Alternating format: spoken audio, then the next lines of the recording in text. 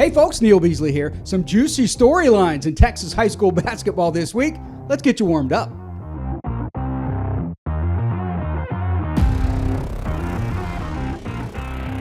Hey, it's a big week for district races. Let's look at some of the key matchups in the lineup.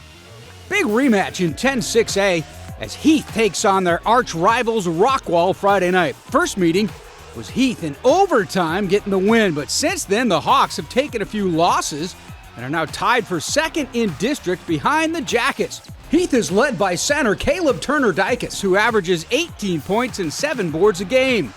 Paxton Ivey handles the outside shooting as the guard can stroke it from behind the arc. Rockwall has won 4 straight since that OT loss and are led by Mason Shepard and Hudson Gellner. Another classic is in the works Friday, which is good for me because I'll be there myself. Look for Rockwall's home court advantage to possibly swing the pendulum in their direction this time. Always a low-scoring defensive affair, Frisco Memorial takes on Frisco Liberty in girls basketball Friday night. Memorial is 11-0 in district play coming into the week. They've already knocked off the defending state champs from Liberty 28-24 earlier this year. Michaela Ellison and Javon Collier lead the way for the Lady Warriors, but it's their defense that's been fierce. In that 4-point win a few weeks ago, Memorial held the Lady Hawks scoreless in the fourth en route to a 10-0 run to end the game.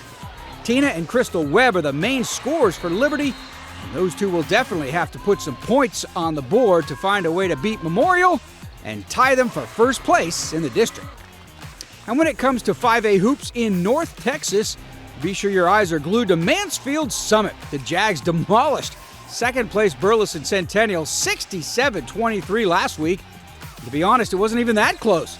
Theo Brennan is the leader of that team as they are patiently waiting for the much-anticipated rematch with Timberview next Tuesday.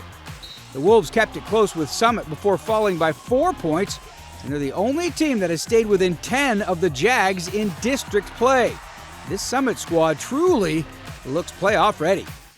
Switch to Cricket and get nationwide 5G, so you can post that epic ooh. If you switch, you also get a free phone, which you need.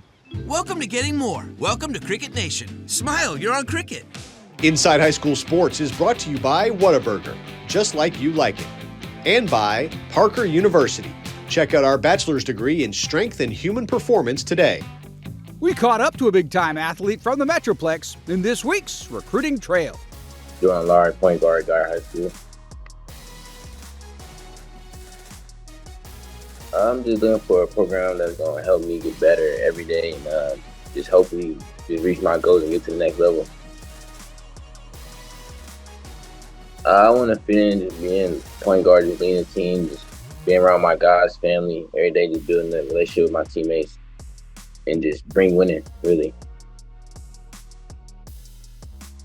On the court, I can get after it, I had a dog mentality, so I don't really talk a lot of trash, but somebody come talk to me and I start talking back, just to let them know, like, it ain't no pushover over here. And off the court, I just be chilling, really just play video games, mind my business for real. I just want the college fan base know about me that I'm a real cool dude on and off the court, and I'm just here to bring winning to the table and hopefully reach our goals as a team and everything like that.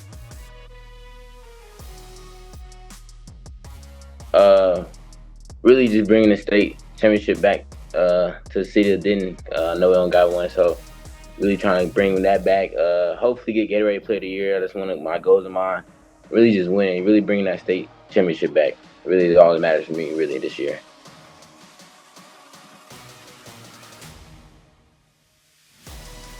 I just want to leave a legacy that I was like just a great teammate, a great person in general at my school, on and off the court. Like, you can just come up to me, talk to me. I'm friendly, nice, all that, and just want to bring that I'm a winner and leave a legacy of being great. Switch to Cricket and get nationwide 5G, so you can post that epic ooh. If you switch, you also get a free phone, which you need. Welcome to getting more. Welcome to Cricket Nation. Smile, you're on Cricket. Inside High School Sports is brought to you by Kubota, the #1 selling compact tractor in Texas. For details, visit gokubota.com. Kubota, together we do more. Our Ward Fasold caught up with Denton Geyer head coach Grant Long as he guides his state-ranked Wildcats through district play in this week's Media Day segment. All right, it's Media Day, and I'm joined with Denton Geyer head coach Grant Long. And Coach, the season has been going fairly well for you. I know you had a little bit of an injury last week. I don't know how long it's going to last, but you got yourself a nice little core. And by this time of the year, it's at the end of January. You know what you have. You know what you're going to be dealing with when it comes to the playoffs. Kind of tell me how you feel about this team, maybe compared to some of the teams you've had in the past, and what do you think their upside is? I mean, the sky's the limit for this team. I told them kind of at the beginning of the year, I can visually see this team cutting down nets. I mean, they have that type of talent and that type of togetherness. So it's been one of the most fun teams I've had in that aspect. Is they care about each other, they love being around each other, and they're very talented. It's also been a pretty deep team where we've had missing a guy here and there. I think we've had one game all year where we've had everybody and zero practices. But kind of where everybody's kind of getting to where they're healthy in here. And I think when we get those last 3 or 4 games in with everybody, that'll kind of lead us into the playoffs. But we've really had the next guy has stepped up and played well and battled. So even when guys are out, even our best players, they've been out a ton, especially here recently with sickness or strains or nothing serious, but different things like that. So, but we've weathered that storm. And I think we played 18 or 19 top 25 teams throughout this year. And so we are it's a battle-tested team. We've been in a ton of close games. So they're not scared of any situation like that. So I think we're definitely battle-tested and ready for a playoff run. That was the key thing you said. You're battling the injuries, but it's nothing serious. We're not talking ACLs and stuff like that. We're just talking about people that flu strains, like different things like that. And but nothing serious. We expect to have everybody for this playoff run. And in the long run, that might work out for you because then you have guys who thought they were just going to be sitting there. Now they're getting minutes and know that they can play if something does happen. So that's probably worked out for you. Absolutely. Talk to me about some of we talked about your star players and obviously Jordan Lowery running the point is huge, but Silas, who I missed seeing last Friday, is a big scorer. He was out for that game. Talk about some of your other guys and what makes it such a cohesive unit. Obviously Jordan leading at the point guard, and you know about Jordan and Silas. And Silas, one of our leading scorers, and could shoot the ball. And but then after that, we've got the 6'9" Tyler Copes. He was injured his freshman sophomore year. I got to play a little bit last year, and then has really just come on and battled and been a great big man for us to match up against other bigs. He's finished around the rim great, and just a high IQ, hard player. He's going to Grinnell next year to play college basketball. Then we have Mason White.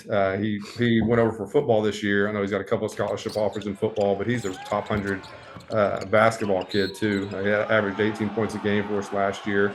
Talk to me about, and this will be my final question.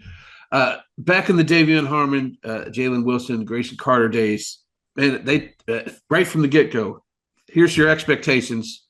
We're not going to be happy with this Geyer team unless we see you in San Antonio. And you guys ended up falling short a couple of times.